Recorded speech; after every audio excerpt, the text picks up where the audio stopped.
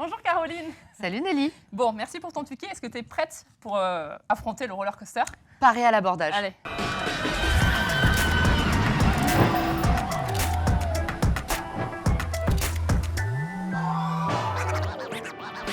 Rejoins le wagon.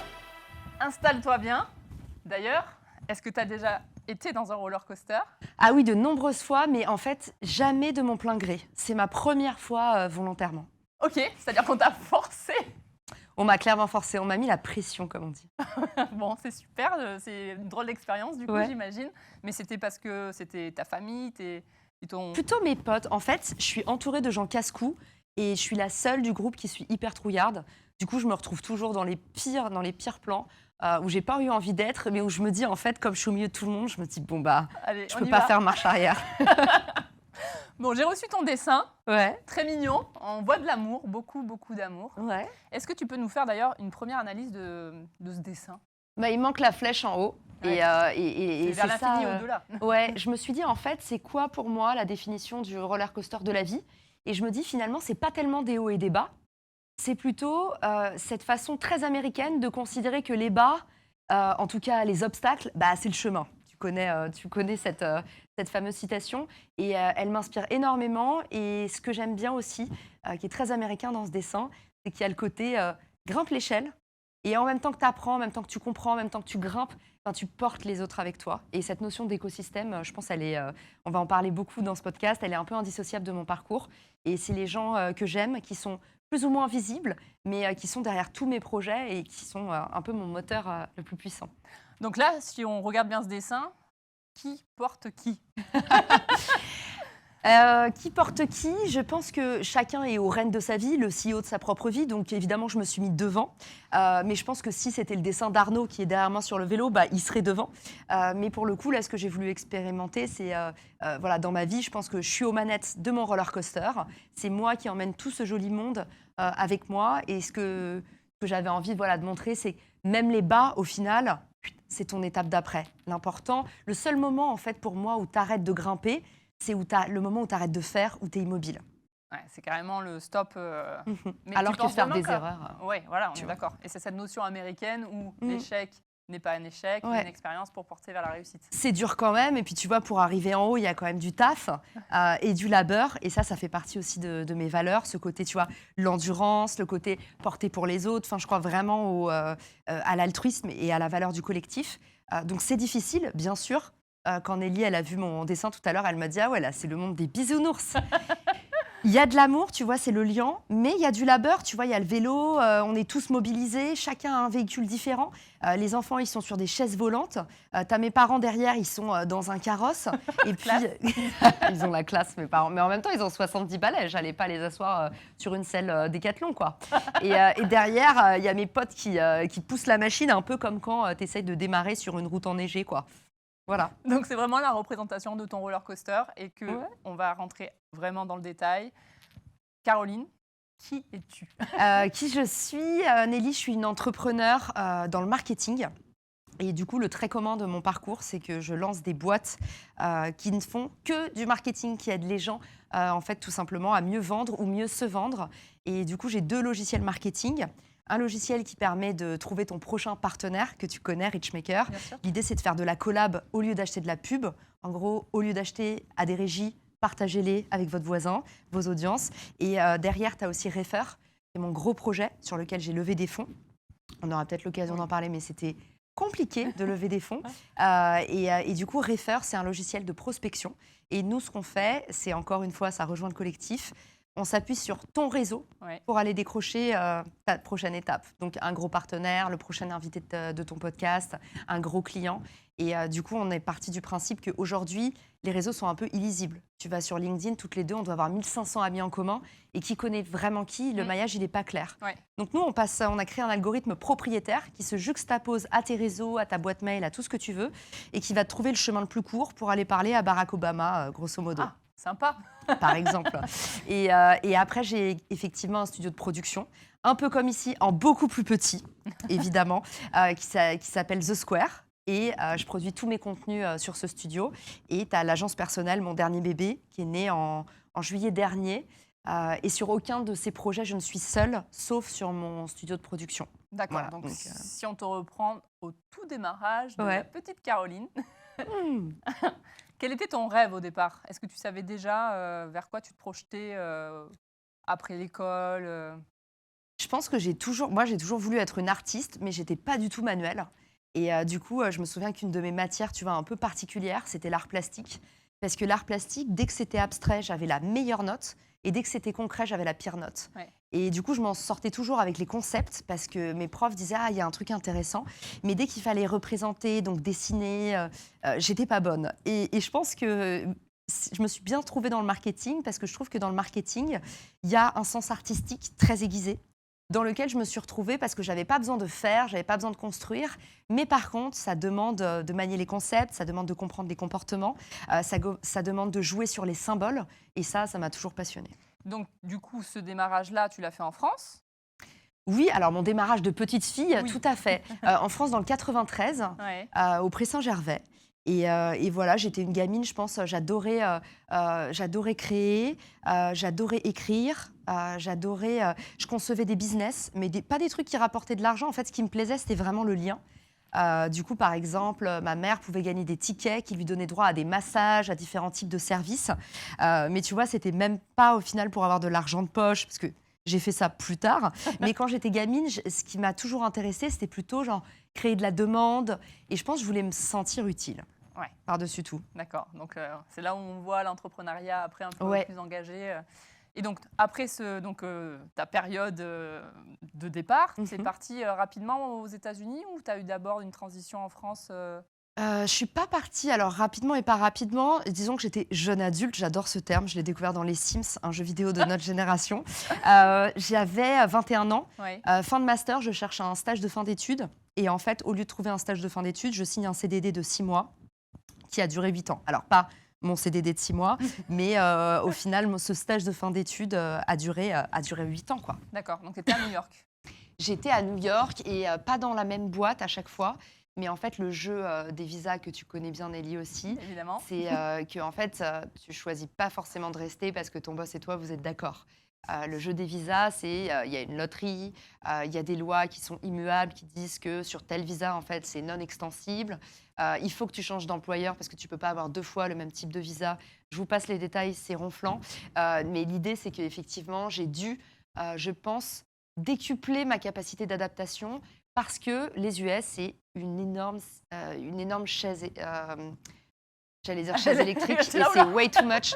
Chaise électrique, c'est trop, ça ne passera pas au montage. Ce sera bipé.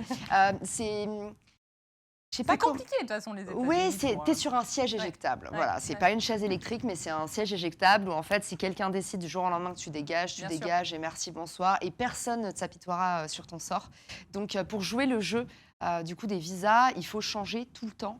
Et ça, je pense que il y en a certains, ça les a usés. Et Ouais. New York, c'est pas fait pour tout le monde. Mais moi, ça m'a vraiment blindée et endurcie. Et merci pour ça, quoi. Donc, dans ces 8 années, tu étais vraiment toujours dans le marketing. Donc, tu t'es Ouais. renforcée sur vraiment cette. Ouais, carrément. C'était vraiment ta compétence de prédilection. Donc, Le growth, pendant je ces 8 dirais. ans, quels ont, à part les visas, etc., c'était Ouais. quoi, qu'est-ce que tu en as ressorti? C'est quoi les clés que tu pourrais partager justement de cette expérience? Parce que 8 Ah oui, à ans, part les visas, t'as raison, sinon vraiment le podcast va avoir 0 auditeur. À part le visa, qu'est-ce que je retiens de ces expériences? Le truc qui m'a vraiment marqué, c'est que moi, j'étais pas spécialisée en marketing, j'étais spécialisée en growth, qui est vraiment une verticale qui est très particulière. On fait pas du tout le même marketing que le marketing traditionnel qui, par exemple, s'apprend en école. Ouais. Et nous, en fait, c'est une méthodologie qui est entièrement basée sur l'empirique, donc qu'est-ce qui a marché avant, qu'est-ce qui marche pendant, les tests. Ouais. Et en fait, on ne croit que ce qu'on voit. Donc au final, c'est assez peu théorique. Ouais. Versus le marketing traditionnel qu'on connaît, où on va avoir les SWOT, les choses comme ça. Et c'est des méthodes qui marchent très bien. Mais le growth, c'est une verticale qui est vraiment beaucoup plus expérimentale. Et je pense que dès le départ, ça m'a animée parce que ma façon de réfléchir a toujours été de faire. Ouais. J'ai toujours réfléchi dans l'action. Le problème de ceux qui sont comme moi, c'est que parfois il est trop tard et tu te fais piéger et tu dis ah j'aurais pas dû faire ça, ou tu réfléchis en parlant. Bien sûr. Mais en tout cas, j'ai réussi à trouver ce job qui s'adaptait parfaitement à ma personnalité. Et je pense que c'est ça qui a fait qu'en arrivant en France, j'ai eu du succès, toute proportion gardée. Je suis arrivée avec l'essor de cette discipline que personne ne connaissait. Et pour rendre à César, j'ai vraiment eu un énorme coup de chance parce que je me suis assise sur un marché qui a explosé. Et je pense que si j'étais arrivée en disant je suis Caroline, spécialiste marketing, j'y serais encore, vraiment. Bien sûr. Donc en fait, ces 8 années ont assis tes compétences que aujourd'hui, qui sont le socle de ce que tu es en train de faire.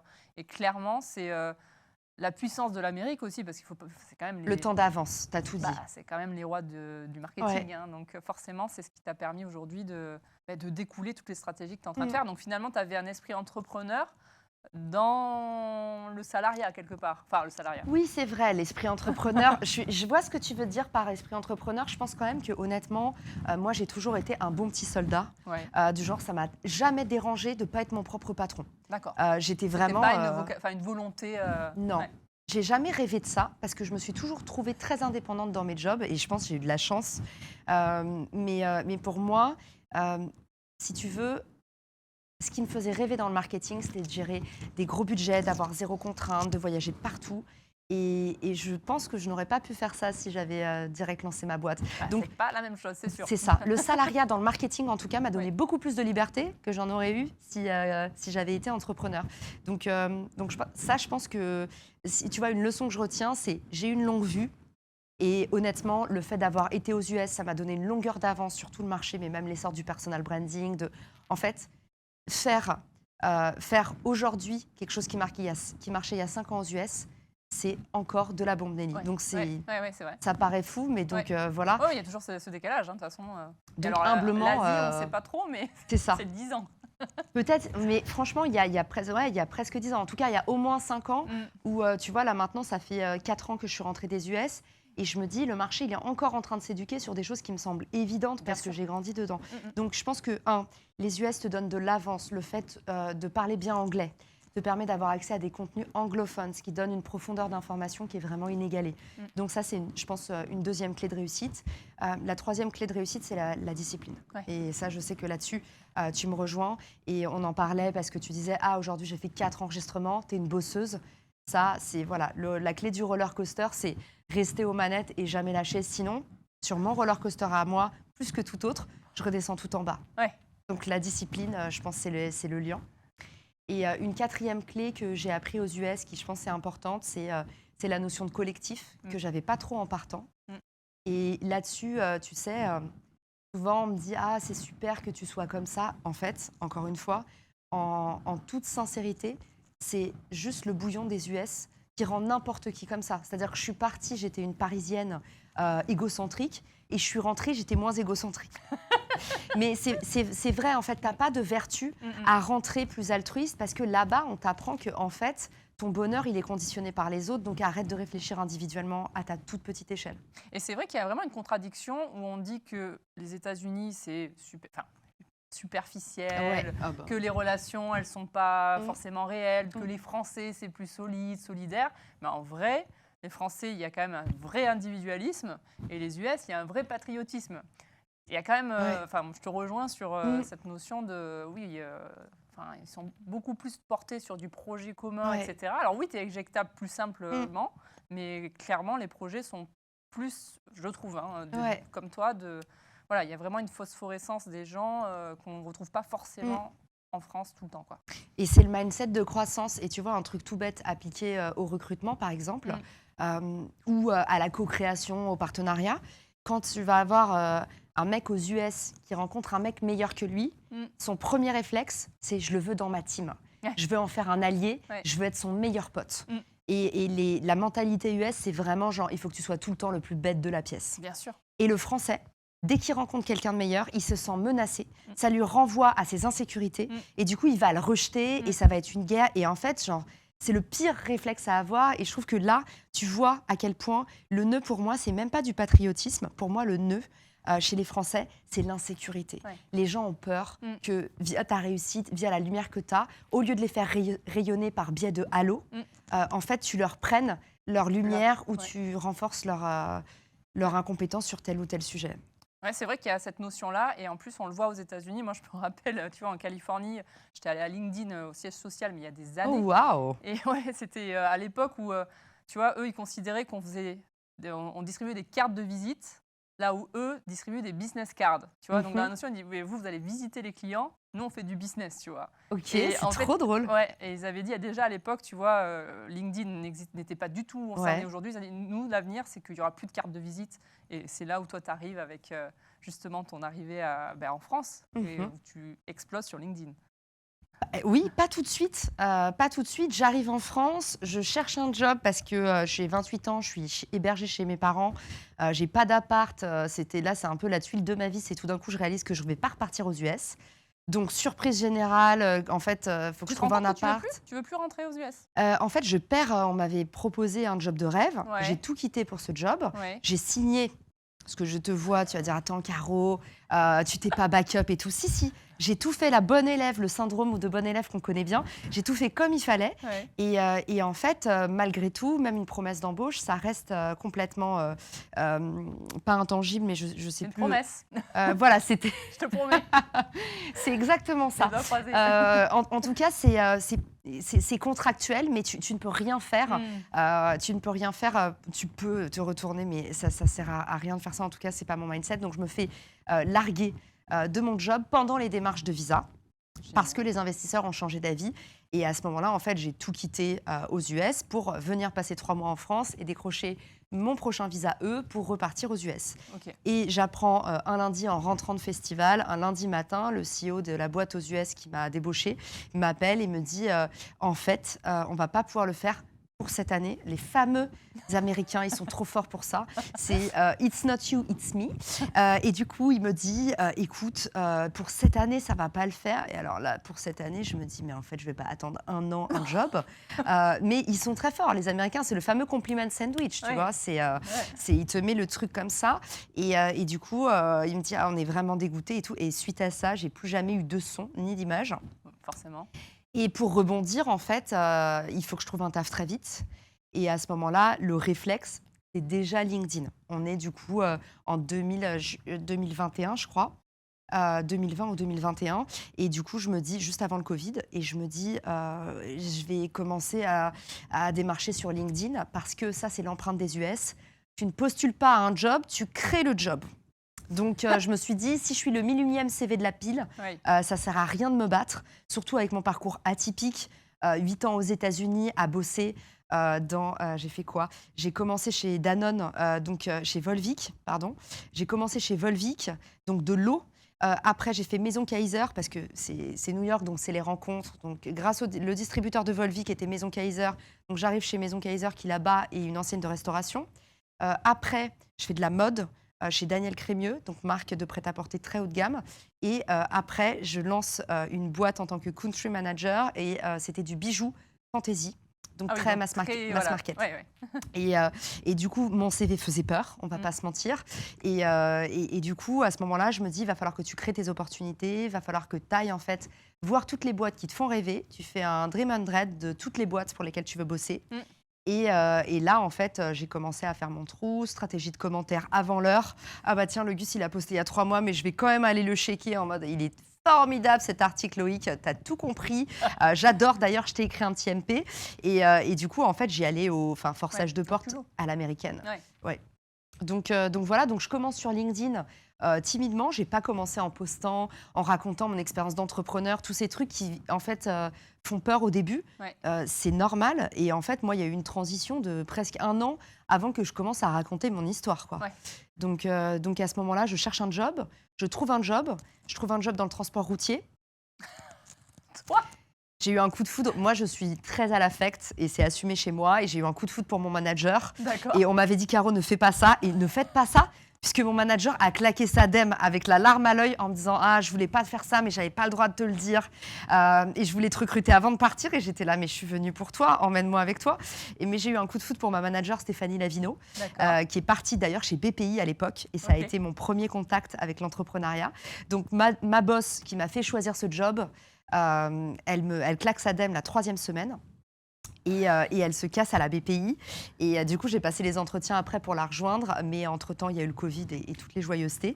Et là, en fait, pendant le Covid, Nelly, là, je commence à me dire il faut faire quelque chose parce que j'étais prof en école sur le côté de mon job. Ouais. Et tous les élèves qui ont signé des stages, notamment à l'étranger, tout ça. Et on sait toutes les deux, pour avoir vécu le stage à l'étranger, que c'est ta vie. Quand tu as un stage à l'étranger, c'est genre tu parles que de ça. T'es le roi du pétrole. Ouais. Et en fait, à ce moment-là, tout est gelé. Ils perdent tous leur stage et ils sont le bec dans l'eau. Et je me dis, qu'est-ce que je peux faire à mon échelle pour les aider?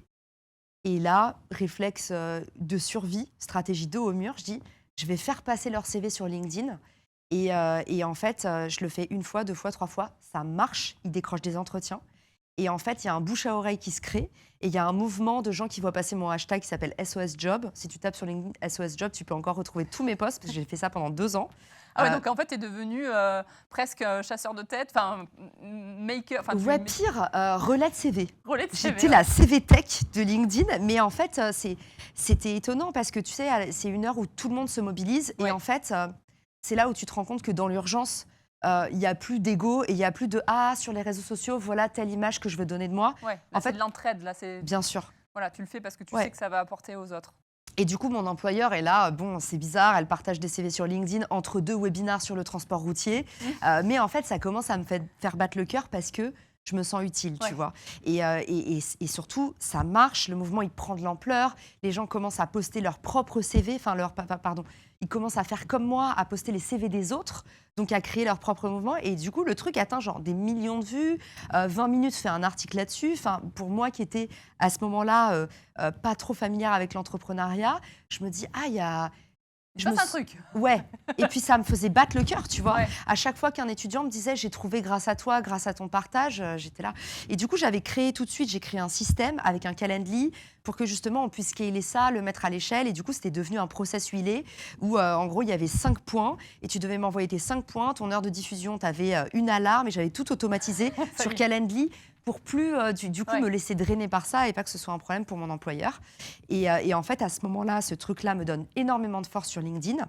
Et il se trouve que mes webinars sur le transport routier, en fait, mine de rien, par effet de ruissellement, et souvent on dit les vues, ça paye pas le loyer, mais en fait, il y a un effet de ruissellement. Les vues arrivent, si tu te débrouilles bien, quand même à créer des leads qualifiés et quand même à créer des ventes. Et à ce moment-là, mes webinars, on arrive à avoir 150 personnes, on divise nos coûts d'acquisition. Et je me dis, LinkedIn, c'est un instrument de ouf. C'est pas juste une CV Tech, il se passe quelque chose. Ouais, donc c'est à ce moment-là que tu prends conscience de la puissance du réseau. Je pense qu'il y a eu, mais pareil, il y a eu toute une vague de gens qui ont pris conscience de la puissance de LinkedIn pendant le Covid, après le rachat par Microsoft aussi. Ouais, clairement, t'as raison. Et vraiment, c'est impressionnant parce que c'était pas du tout ça. Il y avait Viadeo à l'époque, je sais pas si tu te rappelles, qui est toujours là. Mais alors là, c'était avant que je parte aux US. Pour moi, Viadeo, j'ai créé mon profil. D'ailleurs, il doit être encore en ligne. On l'a tous. J'ai créé mon profil, je pense, 2010, un truc comme ça. Et là, LinkedIn explose, ça devient l'outil de référence. Là où tout le monde s'en fichait, enfin moi je me rappelle, quand tu postais, tu regardais pas ce que tu postais. Et là maintenant, c'est il faut poster à telle heure, commenter à tel moment. Enfin, tu sais pas qui a raison. Activer la cloche. Voilà, et tu dis bon, on verra bien. Donc là, ok, donc tu prends connaissance de ça, tu te réveilles sur le sujet et tu dis bon, il faut que j'aille plus loin, j'imagine. À ce moment-là, je me dis en tout cas, c'est un levier marketing surpuissant et ça me permet un peu dans ma boîte de sortir de la niche dans laquelle on m'a mis. C'est-à-dire que ma boss étant partie, je me fais récupérer par un autre boss qui ne m'a pas choisi.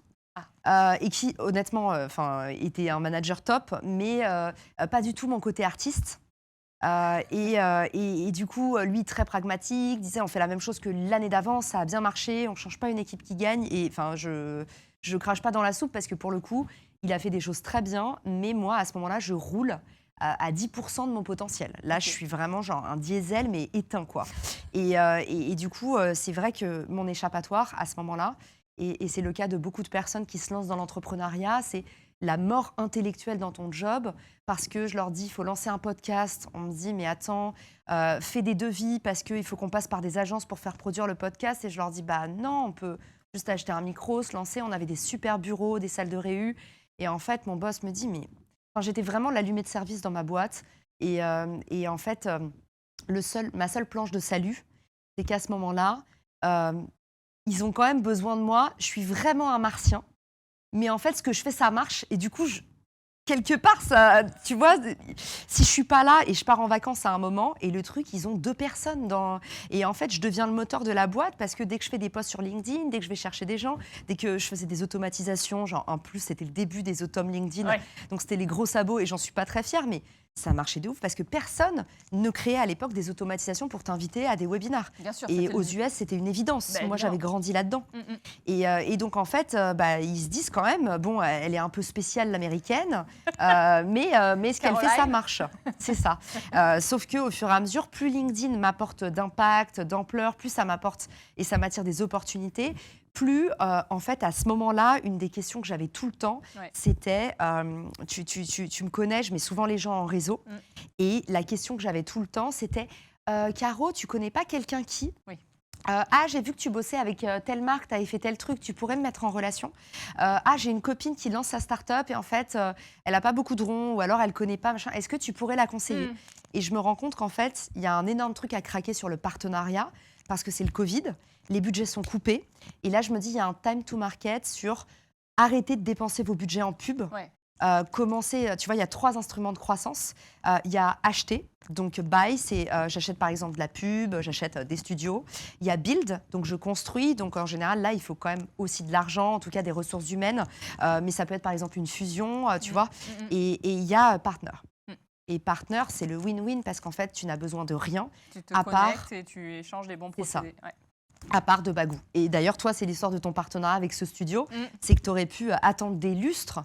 Et en fait, tu as eu du bagou. Tu t'es dit, en fait, moi, j'ai quelque chose que les autres n'ont pas. Et au lieu de te regarder le nombril et de dire, oh là là, regarde, un tel machin, il a son studio. Oh, regarde, tout ce qu'il fait. Au lieu de se comparer, tu as dit, OK, qu'est-ce que j'ai entre les mains? Ma personnalité, une belle audience, ma crédibilité, l'envie d'eux. Et vamos. Exactement. Et tu as mis ça en place. Mais je pense que c'est la conviction que tu as dans tes projets qui te permettent de connecter avec les bonnes personnes.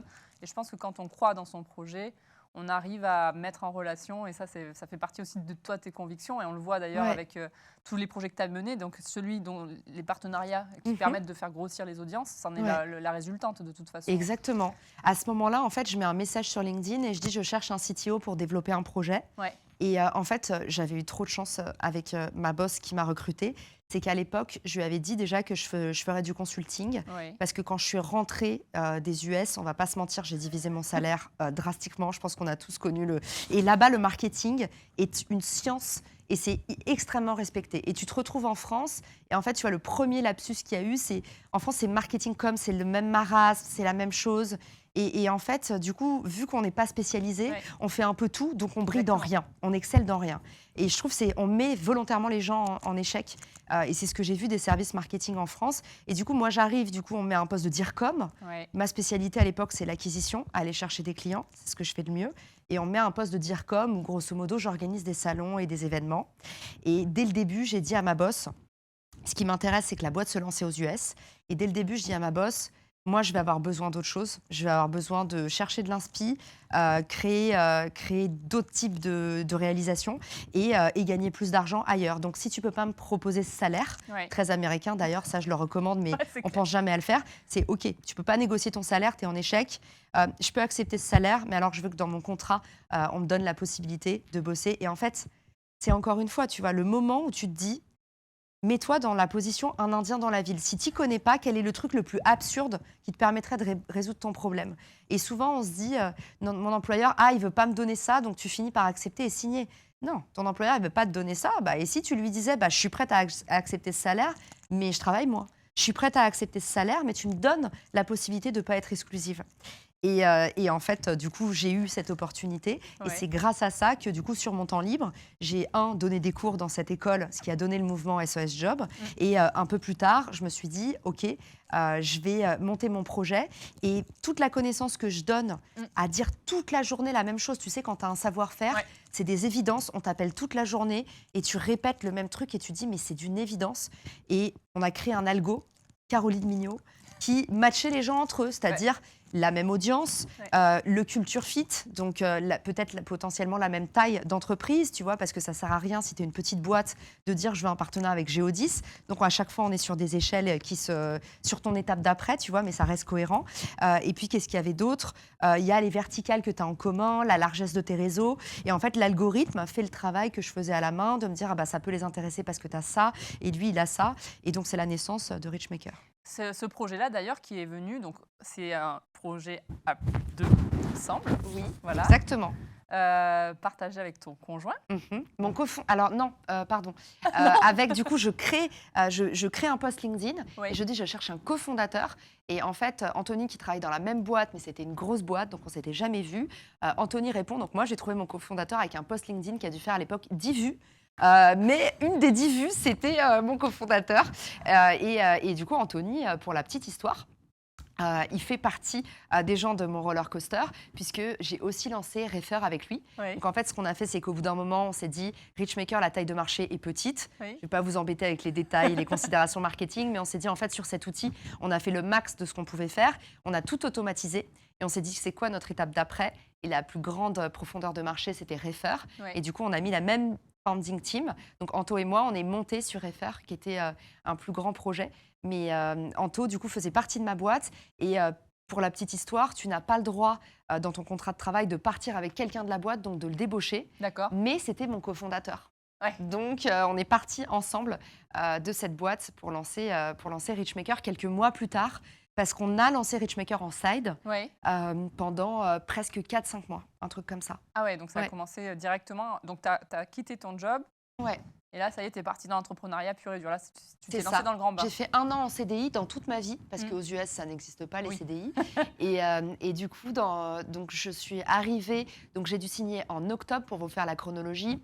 J'ai dû prendre ce job en octobre ou en novembre. Le Covid arrive en février-mars, donc SOS Job commence. Et en juillet, je lance du coup Richmaker. On dépose les statuts de la boîte avec Anto. Et du coup, ouais, il y a eu, tu vois, de mars à juillet, on est un peu dans le je cherche un cofondateur, je fais des maquettes, je challenge l'idée. Et après, de juillet à novembre, on est en mode side project. Donc, tu vois, c'est à peu près ça, sur la chronologie. Et donc là, tu te lances dans le bain de l'entrepreneuriat. Ouais, j'avais de la chance, j'ai eu une rupture conventionnelle. Ouais. Et là-dessus, c'est là où je te dis, en fait, le manager que j'ai eu, je m'en plaindrai jamais parce que il a tout fait pour que je puisse aussi développer mes projets. Et à l'époque, c'était pas gagné. Et du coup, c'est vrai que la rupture conventionnelle, c'est un truc que je dis toujours. Je pense que c'est un vrai message qui n'est pas assez relayé. En fait, souvent, on a besoin de la rupture conventionnelle pour se lancer parce qu'on se dit qu'on ne sera pas capable de monétiser tout de suite. Et en fait, Richmaker s'est monétisé tout de suite. Et moi, j'ai fait du consulting tout de suite. Et en fait, je n'en ai pas eu besoin. Ouais. Et le Mais message au moins de le savoir, quoi. Exactement. Mais le message important à dire, c'est qu'aujourd'hui, je vois beaucoup de gens qui ne commencent pas leur roller coaster parce qu'ils se disent « je veux une rupture co ». Et en fait, c'est un peu se cacher derrière son petit doigt parce que le fait d'avoir l'urgence de la rémunération, tout ça, n'attendez pas 1 an et ne vous dites pas « je me lance dans l'entrepreneuriat si on m'accorde une rupture co ». Et moi et plein de personnes que je connais n'en ont pas eu besoin. C'est vraiment un mythe et c'est juste une sécurité, c'est votre parachute. Mais voilà. Après, voilà, est-ce qu'il y a une notion aussi quand tu es salarié de j'aimerais lancer un projet, mais est-ce que tu as les épaules aussi pour adosser ce. Parce que c'est plus la même vie, hein, ouais, quand même. c'est clair. On en mais parle d'ailleurs. C'est clair. Mais il y a un retour en arrière qui est toujours possible. Parfois, on dramatise. Évidemment. On dramatise tellement ce gap qu'ils n'osent plus se lancer. Rien n'est. Tout peut changer en permanence. Voilà, donc c'est vrai que c'est toujours un mouvement, l'entrepreneuriat. Si tu veux arrêter, t'arrêtes. Bon, c'est vrai que le problème, c'est que souvent... Enfin, le problème, c'est que quand tu as mis le doigt dans la prise, en général, Tu reviens pas en arrière. T'es cramé, c'est clair. C'est une passion et c'est Ouais. un état d'esprit, je pense, qu'on a ou qu'on n'a pas, hein, de toute façon. Donc, Et j'ai vécu le retour en arrière en plus parce que tu vois, c'est assez rigolo. Quand j'avais un job de country manager. ouais, Donc mon dernier job aux US, je lançais une marque de bijoux aux US. oui, Du coup, c'était complètement de l'entrepreneuriat. bien sûr. Et du coup, j'ai vécu l'entrepreneuriat et retourné dans une boîte. Ouais, donc, C'était c'est difficile. possible. C'est difficile, Ouais. mais c'est possible. Et je pense que tu es beaucoup moins aimé quand tu as perdu l'habitude en fait de... Alors, c'est pas obéir. Moi, j'ai jamais eu de problème pour obéir. J'étais vraiment hyper disciplinée à l'école, pareil. J'étais pas du tout rebelle. Mais j'avais du mal à pas m'écouter, à pas avoir un maximum d'idées, à pas aller voir dans les services. En fait, j'avais du mal à accepter que... mon manager n'avait pas l'ascendant sur tous mes projets. Ouais. J'ai toujours écouté ce que disait mon manager, mais avant de parler à mon manager, c'était la dernière étape. J'allais challenger l'idée, je disais « Et toi, t'en penses quoi, Sandy ?» truc. Et ça, c'était hyper mal vu. Et c'est vraiment un truc d'entrepreneur qui est très mal vu en France, tu vois. Ouais, complètement. D'aller faire du bruit ou ébruiter une idée alors qu'on ne l'a pas validée. Tu vois, j'étais pas dans les process. Et ça m'a coûté des plumes. Il y a une autre partie de ta vie où, effectivement, on parle beaucoup de cette vie américaine. Ouais. Et hop, tu bascules dans le côté d'une vie personnelle aussi riche. Tu veux nous expliquer un petit peu comment la bascule s'est passée? La bascule s'est passée que quand j'ai lancé Richmaker, pour la première fois de ma vie, je me suis dit je veux être célibataire. J'ai jamais été célibataire et je pense que ça, c'est un trait que souvent on a. C'est pas de la codépendance, parce que la codépendance, c'est quand même un grand mot.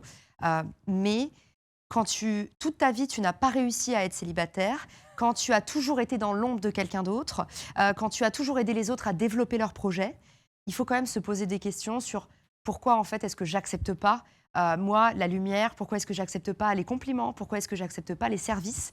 Et en fait, il faut commencer à s'aimer. Ouais. Et ça a été la partie entrepreneuriat-thérapie pour moi, a commencé au moment où, quand je lance Richmaker, je quitte mon mec. Donc pendant le Covid, en fait, un choix un peu débile et en même temps vraiment porté sur les valeurs. Je voulais rester à Paris pour rester proche de mes parents. Et là, mon ex me dit « Attends, j'ai une maison de vacances de malade. On va aller bosser dans un cadre génial et tout. » Mais du coup, on partait à deux. Et il m'a dit « Caro, il faut prendre une décision très vite. Ouais. Est-ce que tu en es ou pas ?» Et en fait, à ce moment-là, sa maman est malade. Ouais. Et je me rends compte qu'il est prêt à partir loin de sa mère pour être dans un beau cadre. Et surtout, il me dit cette phrase, et encore une fois, ça dépend vraiment des personnalités, mais il me dit de toute façon, si les gens sont à l'hôpital, on peut rien faire et on ne peut pas rentrer à l'hôpital, donc ça ne sert à rien. Et c'était pas un monstre, mon ex, mais c'était un ingénieur, donc quelqu'un de très cartésien, et il a raison, en fait, sur le fond. C'est-à-dire qu'à ce moment-là, on n'a pas le droit de rentrer dans les hôpitaux, donc tu ne peux pas être là pour tes proches. Mais moi, je suis sur les sentiments et sur la symbolique, et je me dis, si jamais il arrive un truc à mes parents, et que je ne suis pas là et que je ne peux pas bouger, je ne me le pardonnerai jamais. Et du coup, sur ces 8 heures où il faut se décider, mon cœur a tranché et je me suis dit, jamais de la vie, je pars de chez mes parents. Donc en fait, à ce moment-là, je rentre comme un Tanguy habiter chez mes parents, parce que du coup, on habitait ensemble, on vivait ensemble. Je pars chez mes parents et lui part dans la maison, sa maison de vacances. Et en fait, je me dis, là, Caro, tu vas utiliser le temps où tu es en mode Tanguy chez tes parents, où tu ne peux pas sortir, où tu ne peux rien faire. Tu vas te mettre à fond et pour la première fois, tu vas t'accorder du temps. Et au lieu de pousser les autres, réaliser les projets des autres, tu vas faire tes projets. Et ce mec-là avec qui j'étais était extrêmement brillant, très talentueux. Et en fait, j'étais tout le temps derrière ses projets parce qu'il faisait notamment à l'époque des hackathons. D'accord. Et là aussi, ça a été mon premier pas dans le monde entrepreneurial. C'est qu'il m'explique. À l'époque, il a gagné genre 10 000 ou 20 000 euros en participant à un hackathon, à un prix. Et du coup, il m'explique le principe et c'est tout ce que j'aime, tu vois, avoir un projet à réaliser dans un temps donné, en équipe, avec une course contre la montre. Et je me dis, mais j'en veux, ça a l'air génial. Et je lui dis, mais emmène-moi, on va faire équipe. Et je vais faire toute la partie, on va être une équipe. Et en fait, à ce moment-là, il me dit, mais Caro, c'est de la data science. Enfin, oui, tu peux faire la présentation si tu veux, mais je vois pas ce que tu pourrais apporter dans la team. Et il me dit ça, mais vraiment pas de façon condescendante. Là, c'est mon ressenti, tu vois. Sûr. Mais à ce moment-là, il me dit, à part faire la déco, en gros, la présentation de mes chiffres, Je vois pas ce que tu pourrais faire. Et là, en fait, naît une soif inextinguible de mais pourquoi est-ce que je peux pas créer? Oui, je suis pas ingénieure, mais je pense que je peux créer des choses et j'ai quelque chose à apporter à un projet.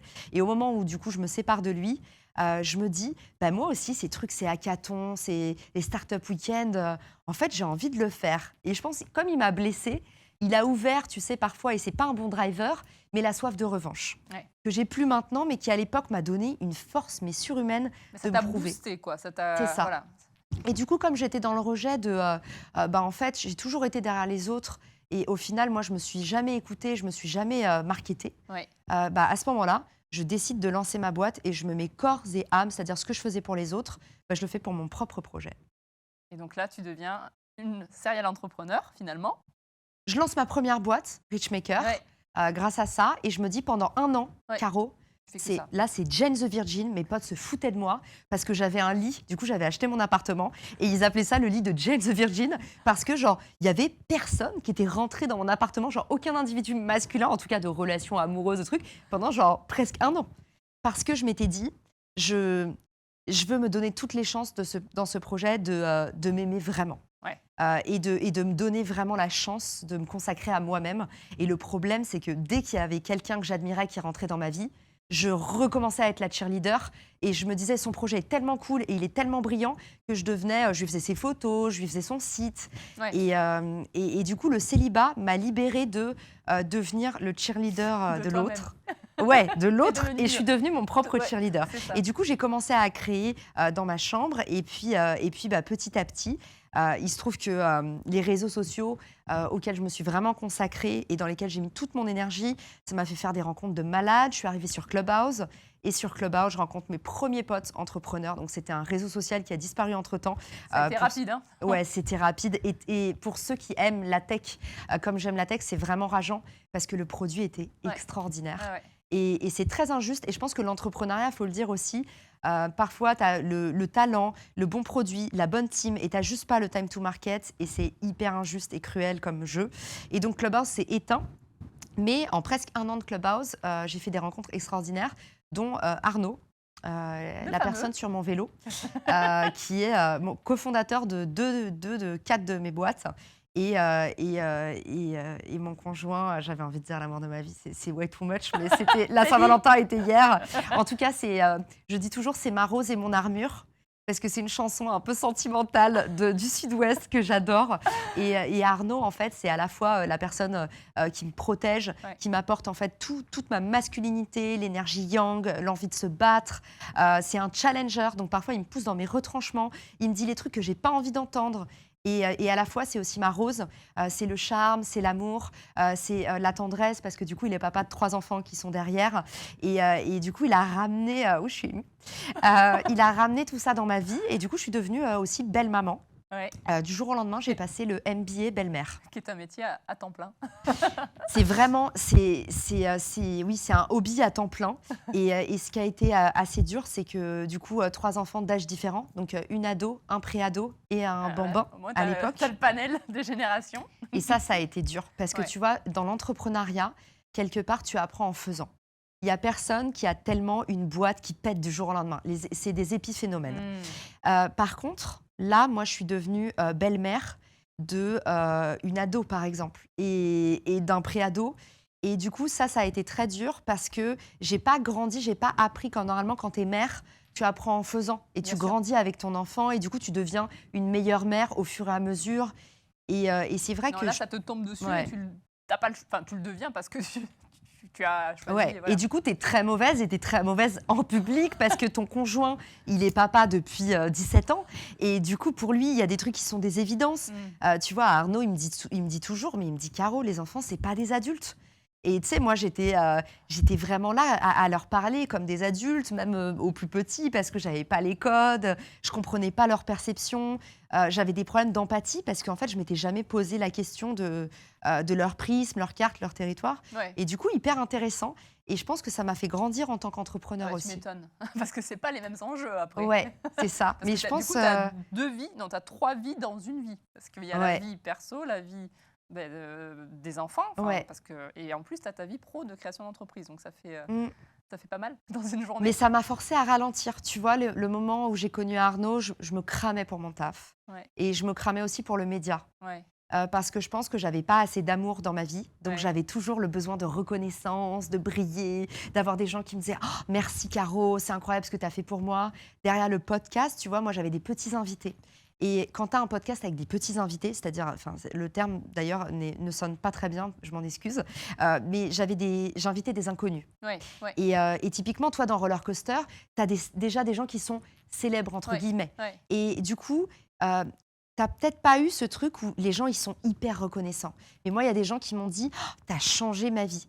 Et tu vois, je pense que tout mon positionnement à ce moment-là, c'était autour de la reconnaissance parce que je voulais être le tremplin de quelqu'un, le cheerleader de Bah, quelqu'un. toujours pareil depuis le, Ouais, depuis le c'est conducteur, quoi. Là. c'est ça, Ouais. le très commun.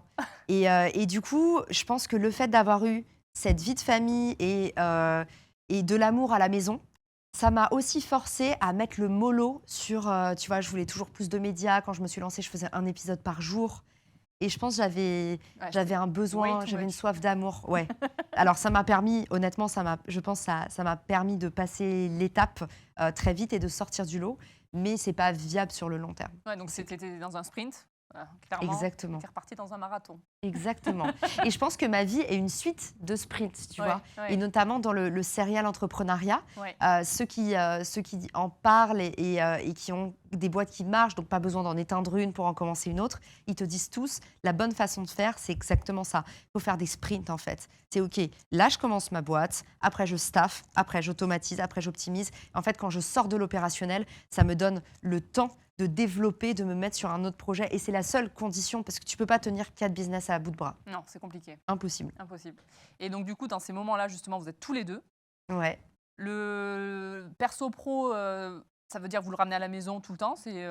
Donc, c'est un esprit d'équipe. Donc, ça, vous arrivez quand même à communiquer, enfin, parce que c'est compliqué. Enfin, ça peut être compliqué dans certains couples. Vous arrivez voilà, à avoir cette communion, à ce découpage. Vous arrivez à la maison où c'est tout le temps. C'est tout. En fait, je pense honnêtement que ce qui a fait que mes relations avant Arnaud ne m'ont jamais épanouie, c'est que j'avais pas quelqu'un qui partageait ma fièvre Ouais. des projets. Et D'accord. je dis vraiment des projets parce que nous, avec Arnaud, notre driver, c'est jamais le business. En fait, le business, pour moi, et l'argent en général, c'est le moyen. Ça m'a toujours permis d'aller à l'étape d'après. J'ai monétisé mon podcast parce que grâce à la monétisation du podcast, j'ai pu créer un studio vidéo.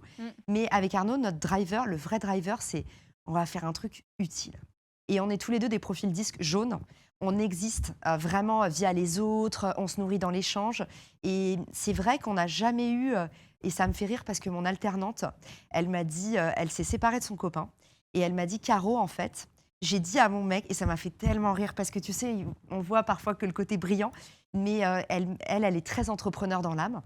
Et elle m'a dit, en fait, j'ai dit à mon mec, moi, je veux être un couple comme Arnaud et Caroline parce qu'ils bossent tout le temps, mais ils sont tout le temps ensemble. Et c'est vrai que nous, le travail, ça fait partie de notre vie et c'est pas du tout triste. Tu sais, on n'est jamais ces couples où quand on va au resto, on n'a rien à se dire ou alors on est sur notre portable. On fait jamais ça. Mais par contre, tu nous enlèves nos projets, Arnaud et moi, c'est de quoi on va se parler. Ouais. Et pas parce qu'on s'aime pas, Ouais. mais parce que ce qui rend notre amour aussi intense et aussi dense, c'est que notre driver, c'est ça. C'est créer, c'est construire, c'est craquer des sujets, apporter des solutions. Ouais. Donc, vous êtes deux entrepreneurs qui se sont retrouvés sur Ouais. un terrain commun, Mm. des valeurs communes. Et donc, vous partez à cette aventure-là, levée de fonds. Ouais, levée de fonds qui, tu sais, on a pensé que ça allait être une aventure. Tout le monde m'avait dit oui avec ton audience. Et ça, je trouve ça bien de casser les mythes. Hein. On m'avait dit avec ton audience. Les gens pensent souvent que quand tu as de l'audience, tu as tout. C'est la régalade. Et en fait, l'audience, c'est un moyen d'eux. Mais parfois, c'est aussi un moyen pour les gens presque de te discriminer. Mm. Et l'expérience que j'ai faite de la levée de fonds était désagréable à 2 égards. Un, il n'y a pas beaucoup de femmes. Et ça te met dans une situation où autant le sexisme dans la tech, je l'ai trouvé assez sporadique. C'est pas une généralité. Autant le sexisme dans la levée de fonds, il y a vraiment ce truc où tu as tout le temps l'impression que le mec au-dessus, le mec qui décide, bah, c'est un mec.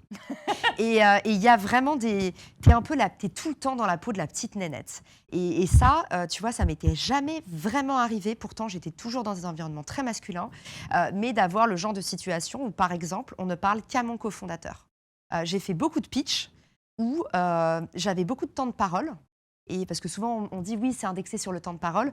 Mais moi, Arnaud et moi, on s'est toujours très bien entendu là-dessus. Moi, je suis une grande bavarde. Arnaud, ça l'épuise de parler. Mais lui, il est très bon sur les questions-réponses parce que introverti / extraverti. Tu vois, lui, il est plus dans l'écoute.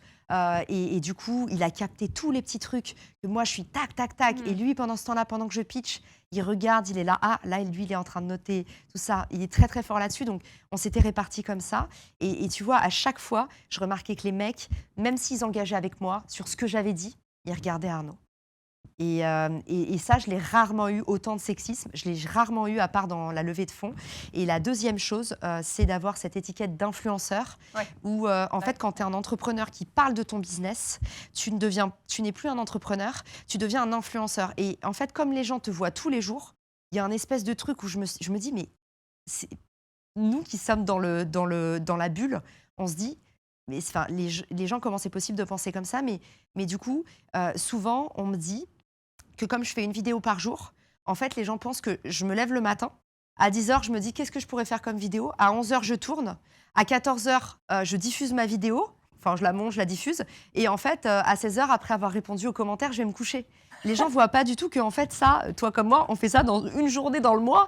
Et que derrière, et c'est très rigolo parce que je vais à la salle de gym avec une nana qui a un business de sport. Et elle me dit, Caro, c'est trop drôle parce qu'elle fait tout le temps de la corde à sauter sur ses vidéos. Oui. Et elle me dit, du coup, vu que je publie les vidéos une fois par jour, elle me dit, mes potes me disent, mais tous les jours, toi, tu fais de la corde à sauter? Et je dis, bah non, les meufs. Genre, juste sur mes vidéos, je fais de la corde à sauter, mais c'est pas en direct. Ouais, c'est ça, c'est la notion d'asynchrone que, en même temps, les réseaux sociaux font paraître que. Mais c'est des vidéos produites. Donc, je me demande toujours, moi, mes vidéos, elles sont vraiment produites comme ton podcast. Et du coup, je me dis, mais les gens se doutent bien qu'on fait pas ça le jour même. Non. Mais du coup, ça, j'ai beaucoup souffert de cette image d'influenceuse où, en fait, limite, les mecs pensaient que j'étais juste le porte-drapeau.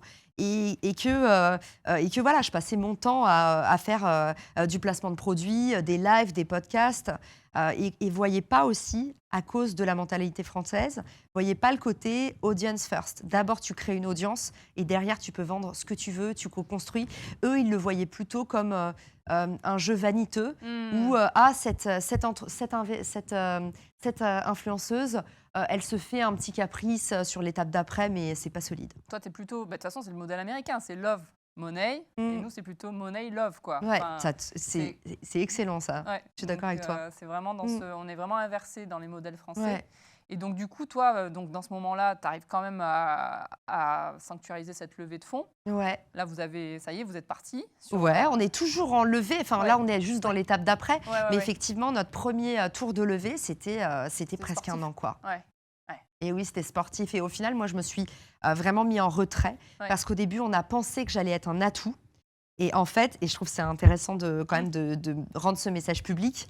Voilà, on m'avait dit, oui, toi, avec ton audience, ça va être cadeau, les mecs ont hâte de te rencontrer. Et en fait, je me suis retrouvée dans un moment où j'ai dit à Arnaud, je vais me mettre en retrait parce que j'ai l'impression que pour l'ancien monde, c'est presque, je discrédite le projet. Mais je pense que il y a d'autres duos comme ça, où souvent la femme porte la figure de l'image. Et en retrait, on a l'impression que celui qui fait le business, c'est celui qu'on ne voit pas, l'homme de l'ombre. Et finalement, celle qui est devant, bien sûr, tu vois, Justine Hutto de Respire, elle n'est pas juste en train d'aller dans les décathlons, tu vois, elle se tape tous les codires, elle a les mains dans le charbon comme les autres, quoi. Exactement. Donc c'est vrai qu'il y a cette notion de duo, et c'est vrai qu'en France, il y a ce vrai sujet sur l'image de la femme, de toute façon, qui s'améliore. Mais bon, c'est vrai qu'il y a toujours cette notion de l'ancien monde, du nouveau monde, avec ses difficultés. Et du coup, la levée de fonds que tu as vécue, on va la retrouver dans ton livre. Évidemment, toutes les étapes sur le chemin seront dans From Zero to Hero, que je t'enverrai, Nelly, évidemment, et qui parle de l'entrepreneuriat, toutes ces étapes, et comment est-ce qu'on peut finalement, via ces étapes, se construire sa marque personnelle. Donc, je raconte qu'à partir du moment où tu as une expertise, tu peux travailler ta marque personnelle. Et je pense que ça peut servir pour tous, même pour les salariés, en vrai, parce que justement, créer une marque personnelle, même en entreprise, c'est vraiment le meilleur levier pour derrière pouvoir développer ton business. En tout cas, moi, c'est mon histoire. Bon, écoute, merci infiniment d'être venu dans le roller coaster. Merci à toi. Alors, je t'invite à faire ta petite signature ici. Oh, waouh! Hop, comme ça, ce premier autographe en live. Et merci à tous d'avoir suivi cet épisode. Je vous invite à le relayer, le partager, mettre tous vos commentaires d'amour. Et puis on se retrouve pour le prochain épisode. Merci à toi, Caroline. Merci, ciao, ciao. Ciao.